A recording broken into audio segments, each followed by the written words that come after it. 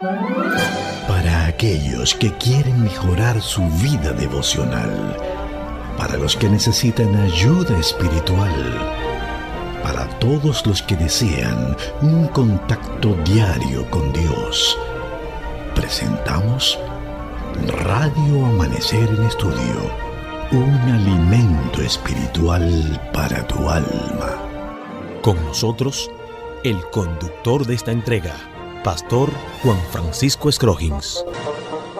Amigos, una vez más estamos con ustedes en nuestra entrega de Radio Amanecer en Estudio.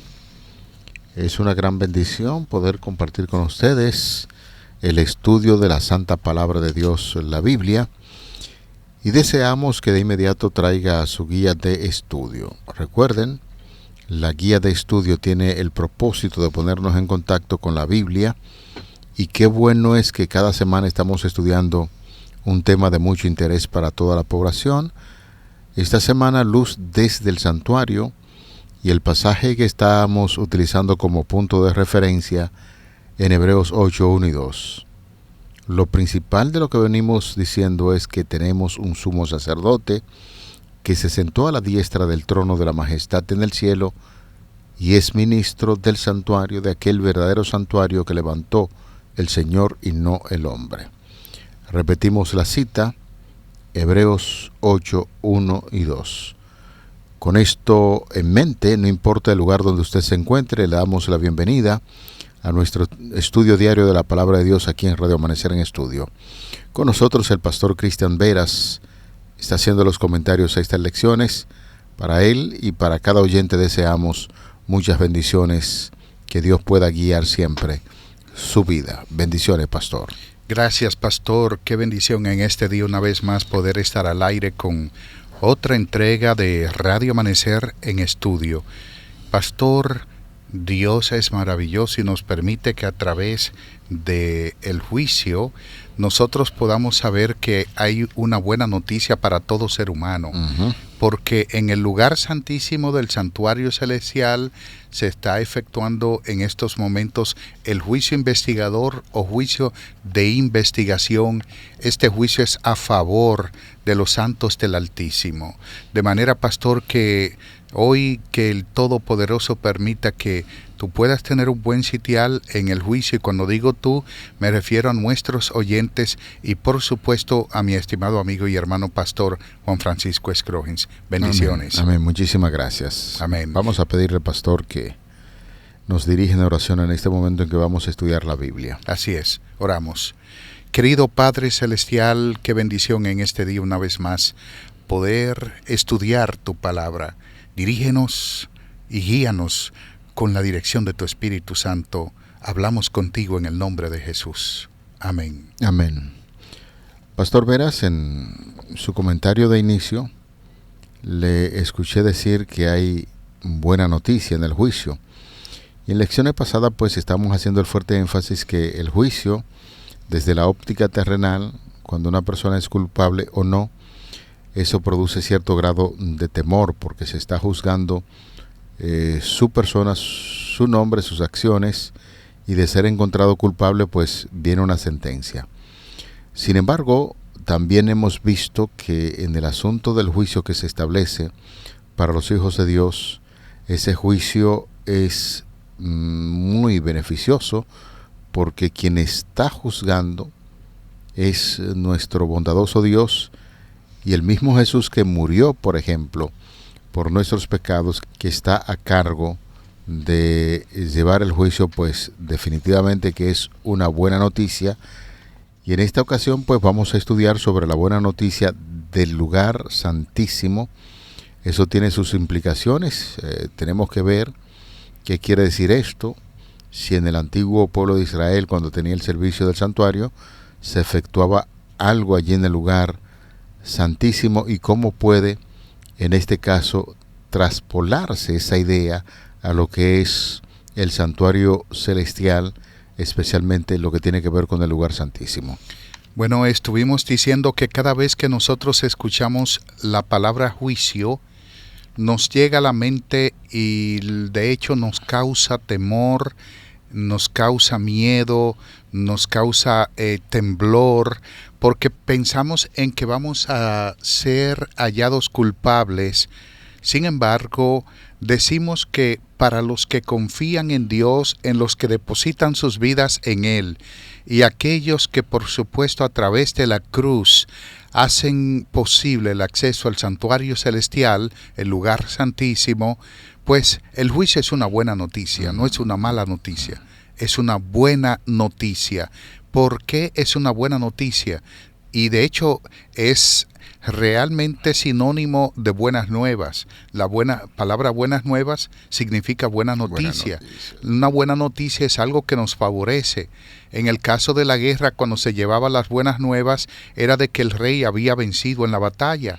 Ahora en el santuario celestial, el mismo rey que venció en la cruz del Calvario, que a través de su sacrificio, él hizo posible recuperar o restaurar los dones perdidos al principio, es el mismo Dios que ahora intercede por nosotros en el lugar santísimo del santuario celestial con un mejor sacrificio, con mejor sangre, mejor sacerdocio, mejor sacerdote, y es entonces Cristo Jesús quien a través del santuario en el lugar santísimo ahora se presenta ante el Padre como responsable, sustituto y garante de la raza humana en el juicio. Y por eso, cuando nuestros casos son llevados al santuario celestial, Cristo dice: yo lo conozco y lo perdono, porque Él confesó sus pecados y su nombre está inscrito en la palma de mi mano. Y esto no encontramos la absolución total de nuestros pecados por la fe y la gracia de Cristo en el santuario. Recordemos que solo unos pocos tenían el privilegio de ministrar en el santuario terrenal. Ya hemos dicho en reiteradas ocasiones, en esos 2 departamentos, el lugar santo estaba provisto para que los sacerdotes y ayudantes de sacerdotes pues realizaran su labor, y el lugar santísimo estaba limitado solamente para el sumo sacerdote. No toda la población podía realizar el trabajo del sacerdocio, aunque Dios esperaba desde el principio que todos sus hijos pudiesen funcionar como un sacerdocio para Dios. Sin embargo, hubo una limitación, y ya nosotros lo hemos estudiado. De la casa de Aarón podían participar en el sacerdocio sumo sacerdote, y la casa de Levit pues participaban allí en los servicios del templo. Sin embargo, ahora veamos lo que dice la palabra de Dios en torno a lo que nosotros podemos hacer.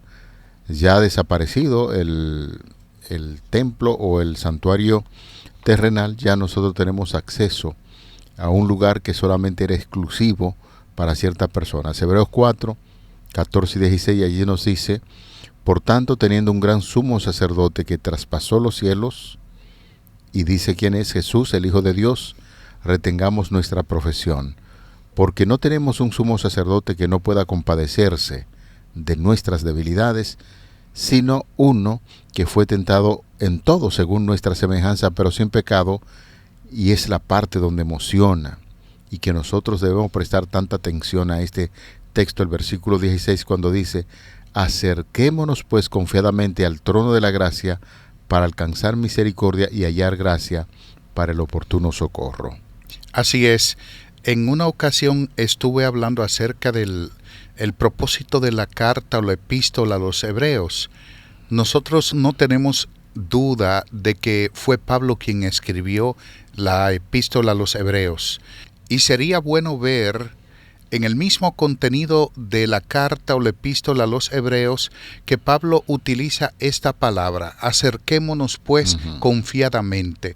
¿Por qué Pablo está diciéndole eso a los judíos cristianos que habían salido del judaísmo, que ahora eran cristianos, se habían convertido al cristianismo, pero que se estaban por regresar al judaísmo porque Cristo no había venido, y ellos estaban pensando de que ya la promesa se había olvidado, de que era espuria, que no era fidedigna, y se estaban por regresar a su antigua religión del judaísmo. Pablo escribiendo le dice que tengan esperanza. Y él dice: acérquense confiadamente. No piensen en el templo judío. Ellos estaban descorazonados porque se había destruido el templo, porque aparentemente la gloria de Dios no estaba con ellos, porque el judío tenía la idea de que cuando tomaban el arca, por ejemplo, un pueblo enemigo, o cualquier cosa pasaba con el arca o con el templo, en el caso de la destrucción del templo, ya la presencia de Dios no estaría con ellos. Y Pablo le está diciendo, ya el santuario terrenal no está, pero sí está el celestial. El terrenal no importa, pero sí importa el celestial. El sacerdote no está mediando en ese santuario terrenal, pero sí está mediando Cristo en el celestial. Y él dice, por eso acérquense con confianza al trono de la gracia para que alcancen el oportuno socorro. Que esas son de las grandes ventajas que tiene la mediación de Cristo. Ese concepto que manejaban los judíos, como usted acaba de puntualizar, ya el escritor, que en este caso ya usted lo repitió, Pablo está dándole a entender que ahora no hay un grupo exclusivo de gente que puede acercarse al santuario para ministrar. De hecho, en la misma carta a los Hebreos, ahora el capítulo 10, los versículos del 19 al 22, continúa dando ideas sobre esto. Dice que así que, hermanos, teniendo libertad para entrar en el lugar santísimo por la sangre de Jesucristo, da la idea, ya no es solamente el sumo sacerdote, ya Cristo es nuestro sumo sacerdote, entra en el lugar santísimo del santuario e invita a cada creyente para que entre junto con él a ese santuario, por el camino nuevo y vivo que él nos abrió a través del velo, esto es, de su carne.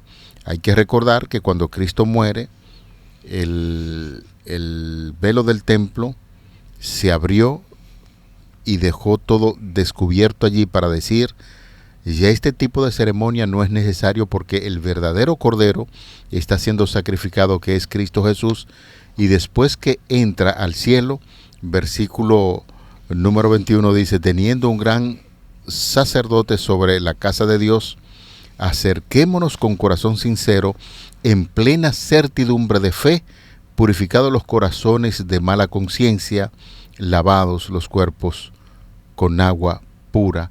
Y hay que recordar, pastor, que el mismo Señor Jesucristo se identificó como el agua de vida. Se lo dijo a la mujer samaritana. Y decía también en un discurso, el que cree en mí de su interior correrá agua viva. Quiere decir que nosotros tenemos la certeza y la seguridad que podemos acercarnos al trono celestial en el lugar santísimo donde Cristo intercede por nosotros, y es un gran privilegio. Eso es totalmente así. Y Cristo lo hace de una forma, de hecho, el sacerdote terrenal, pastor y estimados amigos, ya dijimos que en la economía judía, él entraba al santuario todos los días.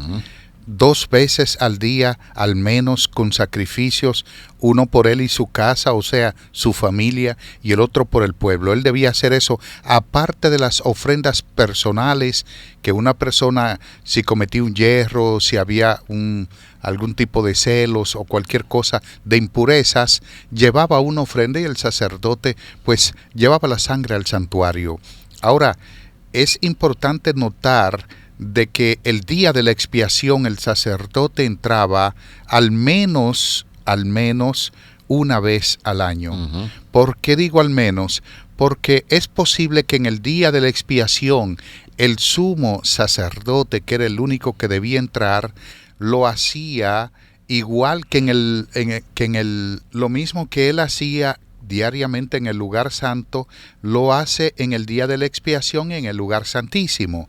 Ahora, en Éxodo capítulo 30, Moisés, hablando de los muebles del santuario, él dice que el altar del incienso estaba en el lugar santo. Sin embargo, en Hebreos, el capítulo 9, Pablo dice que estaba en el lugar santísimo. Hay una aparente dicotomía allí. ¿Cuál es la dicotomía aparente que pudiera presentarse? Lo que Moisés está viendo el santuario en un día normal, un día de la labor del sacerdote, pero Pablo lo está viendo a la luz del día de la expiación. Y en el día de la expiación, el santuario era una sola pieza. Se quitaba el velo que separaba el lugar santo del Santísimo, y lo que el sacerdote hacía normalmente, eso lo hacía en el día de la expiación, pero ningún sacerdote, hijo del sumo sacerdote, ni tampoco ayudante ni levita, podía entrar ese día al santuario. No, porque es que no hay una separación, el velo no está ahí, entonces lo que hace el sumo sacerdote es lo que se ve solamente una sola porción. Una sola pieza. Y no podía, evidentemente, verse el santuario en sí, que no sea por el sumo sacerdote. Me refiero al arca. Exacto. De manera que Cristo, ya sin velo alguno, sin ningún tapujo, sin ningún obstáculo, presenta para nosotros lo que es el beneficio de su mediación sumo sacerdotal en el lugar santísimo. Es, pastor, lo mismo que enseña el libro de Apocalipsis. En el capítulo 11, versículo 19, en torno a esa declaración, cuando se nos habla que el templo de Dios fue abierto en el cielo, es la visión que se le está dando a Juan, y luego dice que el arca de su pacto se veía en el templo. Señores, en esa arca ya nosotros habíamos comunicado que están los 10 mandamientos, y si a Juan se le muestra eso y el arca del pacto está allí, eso nos habla acerca de vigencia en torno a los mandamientos de Dios. ¿Cómo es posible ahora que el pecador pueda acercarse a Cristo, a Dios, sin necesidad de un mediador terrenal?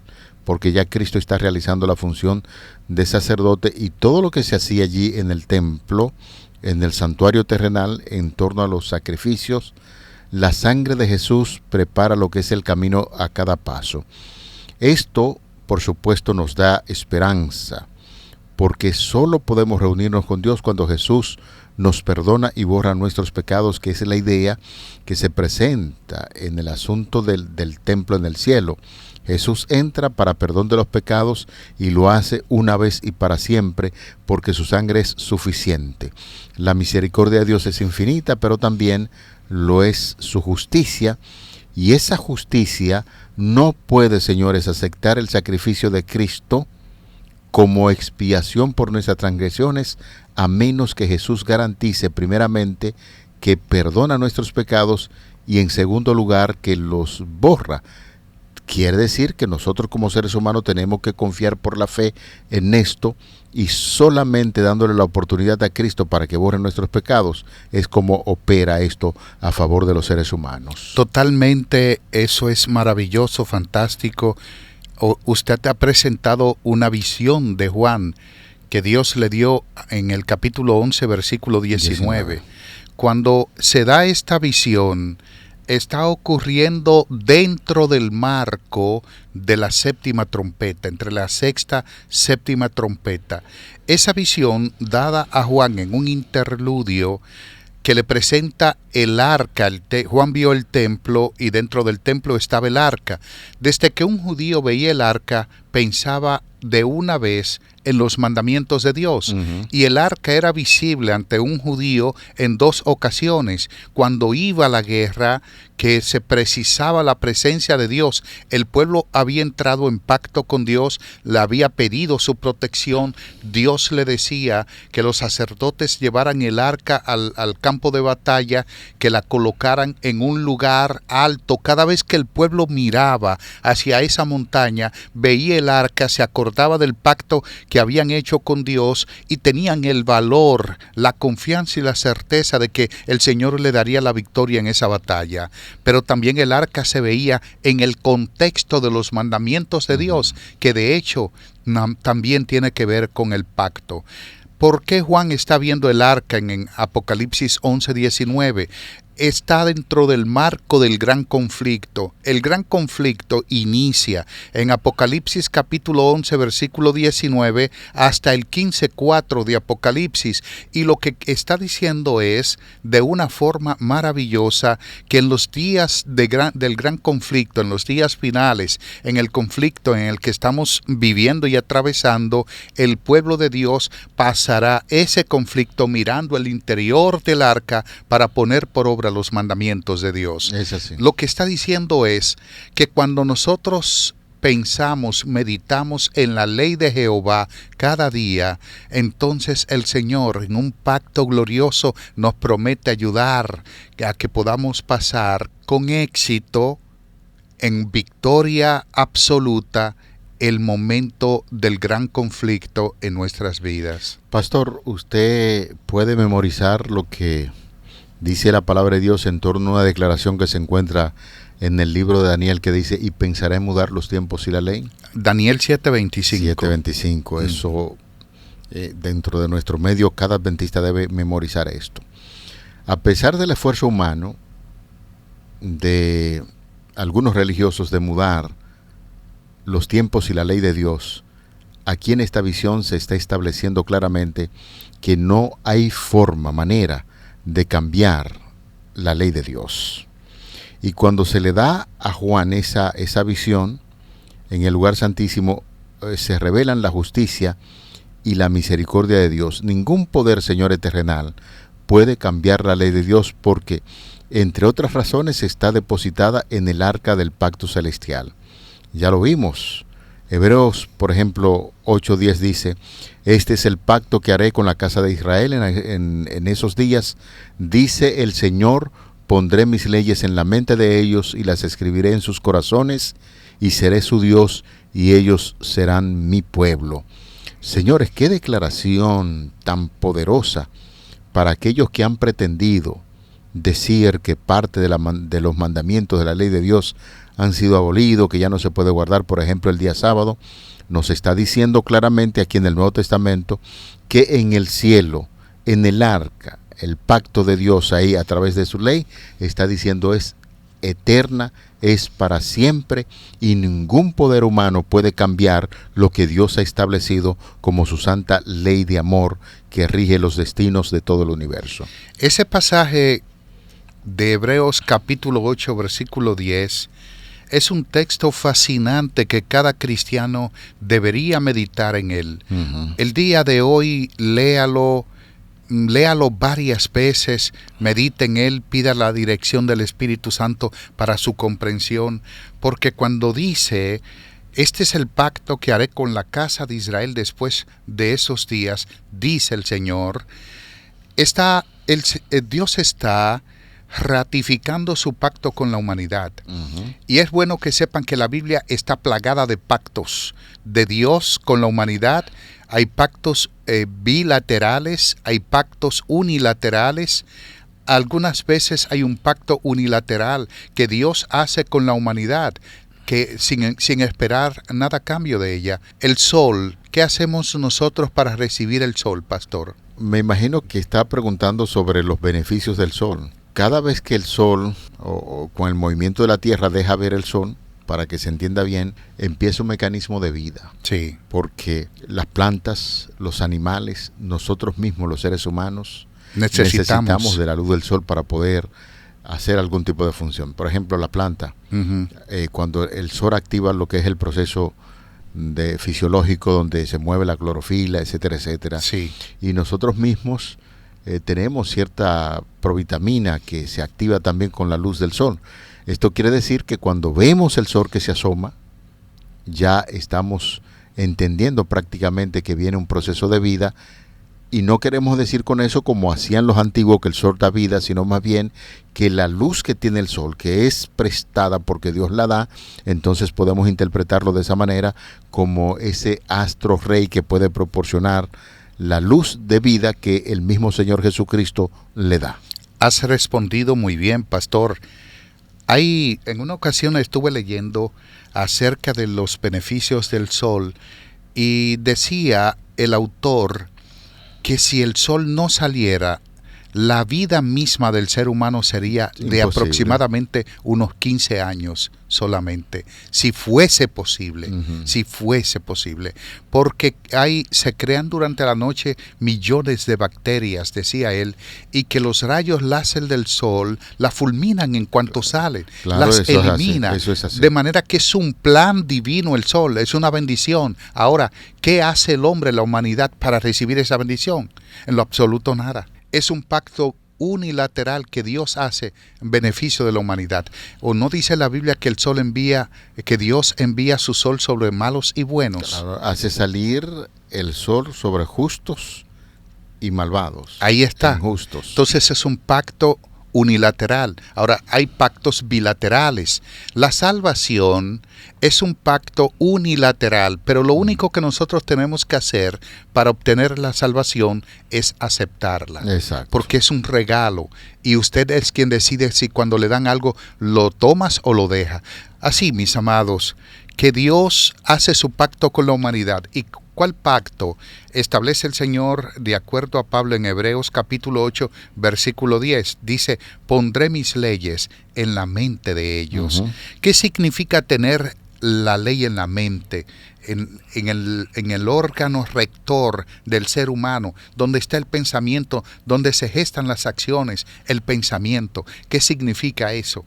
Por eso el Salmo 1 dice, en su ley meditaré de día y de noche, y será como un árbol plantado junto a corrientes de agua, que da su fruto a su tiempo y su hoja no cae. Por eso meditar en la ley de Dios es entrar en pacto con Él, es meditar en sus mandamientos, hacer la voluntad de Dios y obedecer lo que Él dice. Amén. Hoy en día invitamos a la población a entrar al santuario.